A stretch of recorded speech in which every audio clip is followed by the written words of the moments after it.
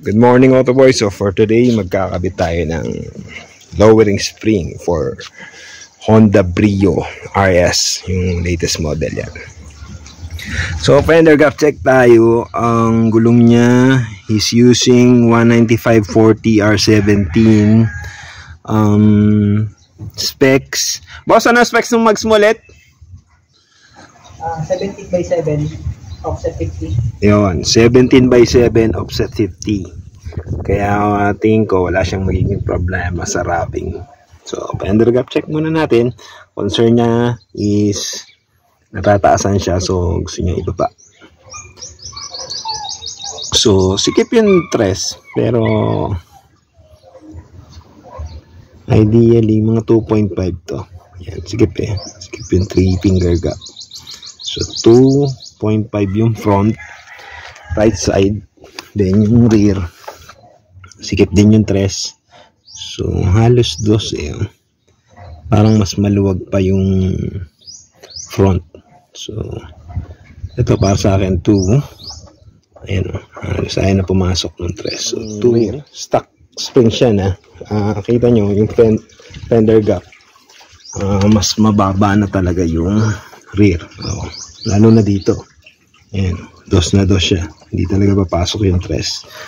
Dos. Wala pa namang speaker tapos sa likod, no? May speaker. May subwoofer pala. Ayun, baka yun yung reason. So may subwoofer pala si boss, kaya medyo mababa na yung fender gap niya sa likod. Sa front, ayan, medyo pumapasok pero sikip. So considered na yan na 2.5 front and dos yung rear. May subwoofer daw. Okay, try din natin sukatin yung running board or yung side skirt niya para makita kung nakatingala ba siya or pantay. Or sukatin din natin yung side skirt or dito sa may running board. Yung front halos 7 inch. Then yung rear para lang makita natin na hindi naman siya tingala. Ito kasi yung mas tamang sukatin para makita yung stance. Ayan o, 8 inch, diba? So pababa pa rin yung tindig ni sir. So kahit na medyo mababa yung fender gap sa likod.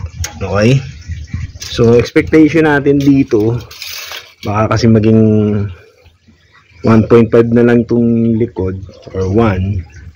Ganun din yung harap. So, ikabit na natin. Si boss. And may mga gamit. So, isa yan sa reason ba't mas mababa yung fender gap niya sa likod. Okay.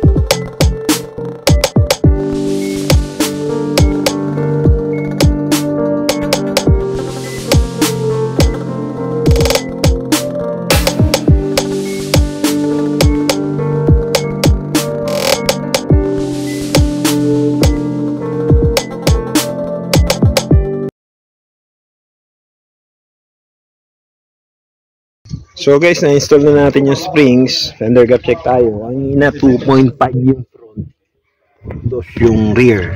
So again, 20, ano ba to? 195/40/70.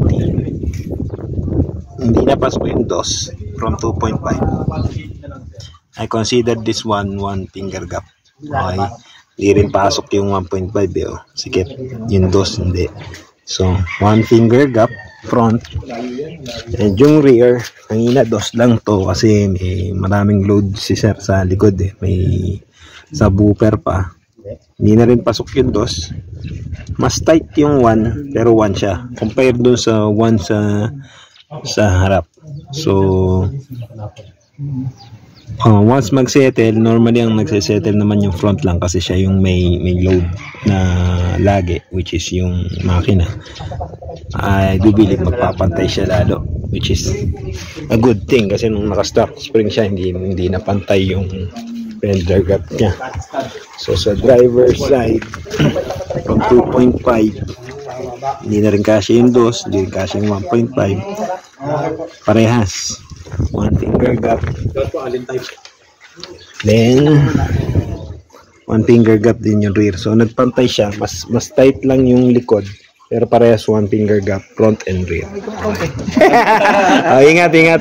Boss, dead end kaliwa. Dead end kaliwa. Kakaliwa ka dito. Dead end. Diba dead end dyan? Kaliwa ka tapos dead end ulit. Kaliwa. Kaliwa. Guardhouse na yun. Ingat. Thank you Thank you sa pamerienda